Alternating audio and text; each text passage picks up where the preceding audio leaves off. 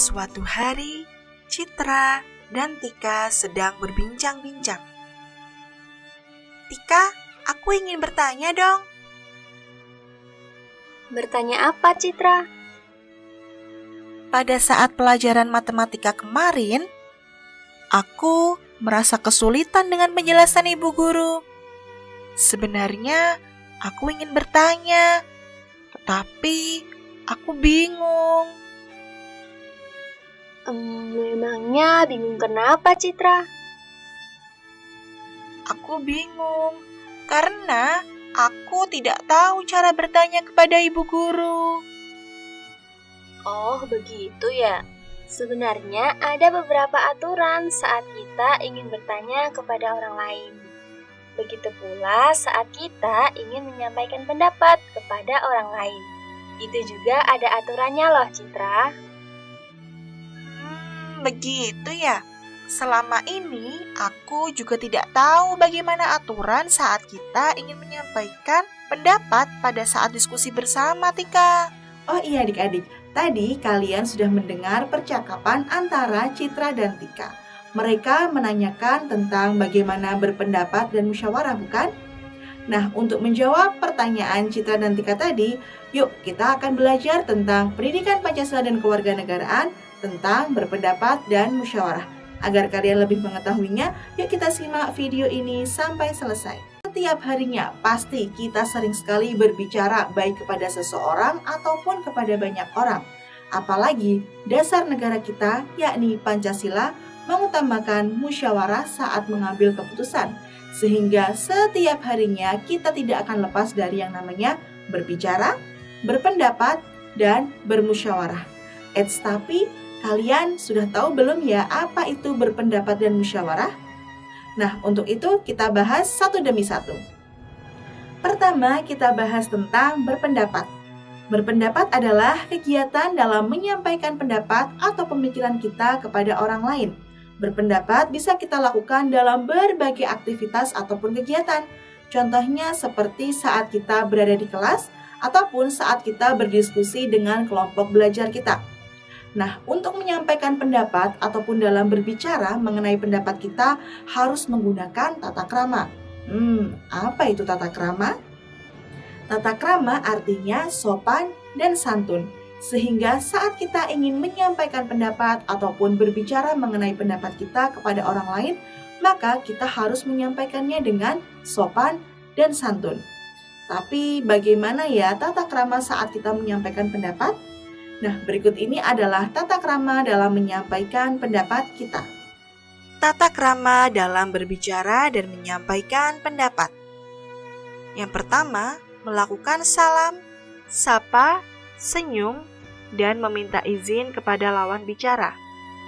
Yang kedua, berbicara dengan lancar dan tidak terbata-bata. Yang ketiga, berbicara yang jelas dan lembut. Yang keempat, berbicara dengan tidak teriak-teriak, tidak terlalu cepat, dan menggunakan bahasa yang baik serta sesuai tujuan. Dan yang terakhir, menunjukkan sikap ramah, sopan, dan mimik muka bersahabat serta melihat lawan bicara. Selain tata krama saat kita menyampaikan pendapat atau berbicara, ada juga tata krama saat orang lain sedang menyampaikan pendapatnya atau berbicara kepada kita.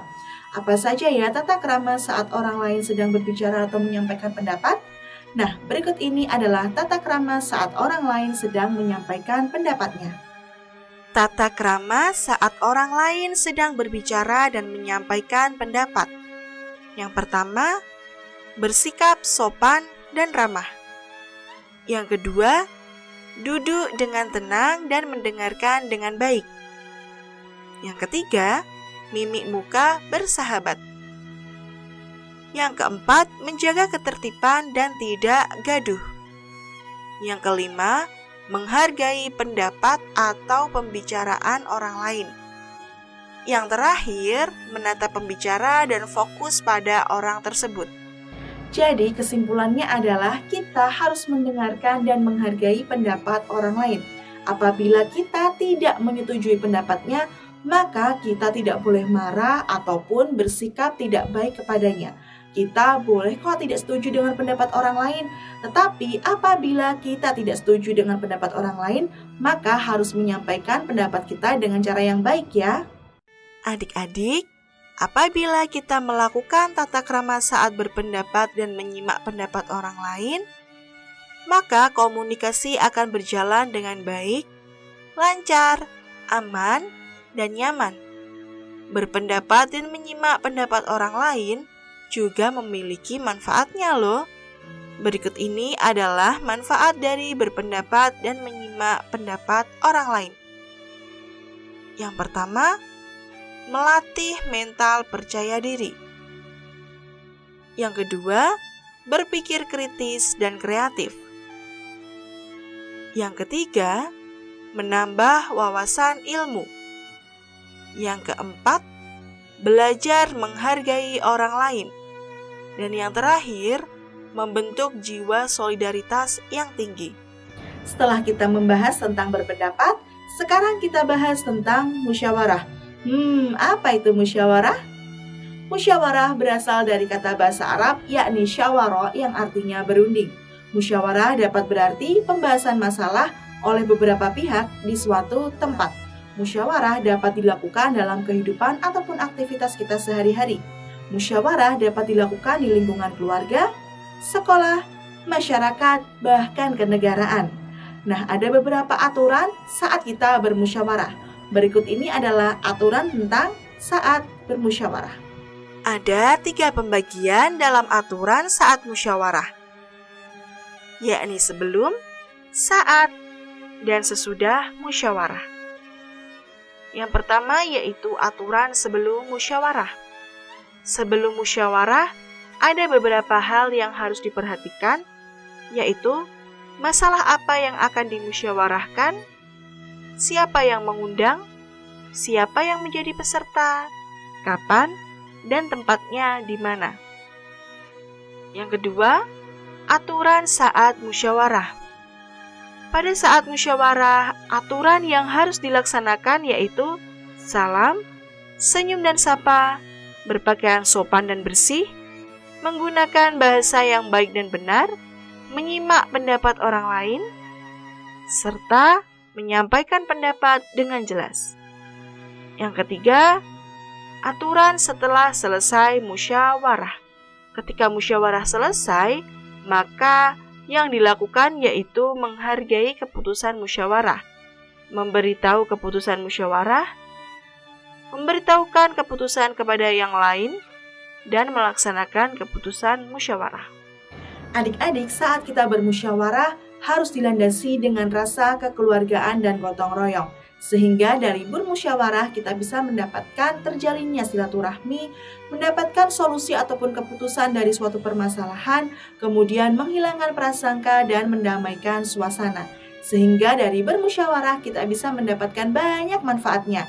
Nah, berikut ini adalah manfaat dari bermusyawarah. Manfaat musyawarah. Yang pertama, melatih mengemukakan pendapat. Yang kedua, menumbuhkan rasa kebersamaan. Yang ketiga, masalah bisa cepat terselesaikan. Yang keempat, hasil keputusan menguntungkan semua pihak. Yang kelima, hasil keputusan memiliki nilai keadilan. Dan yang terakhir, menyatukan pendapat yang berbeda. Nah, itulah tadi materi tentang berpendapat dan musyawarah. Ingat ya adik-adik, saat kita berpendapat ataupun bermusyawarah dengan orang lain, maka kita harus memiliki tata krama dan menghargai pendapat ataupun yang dibicarakan oleh orang lain.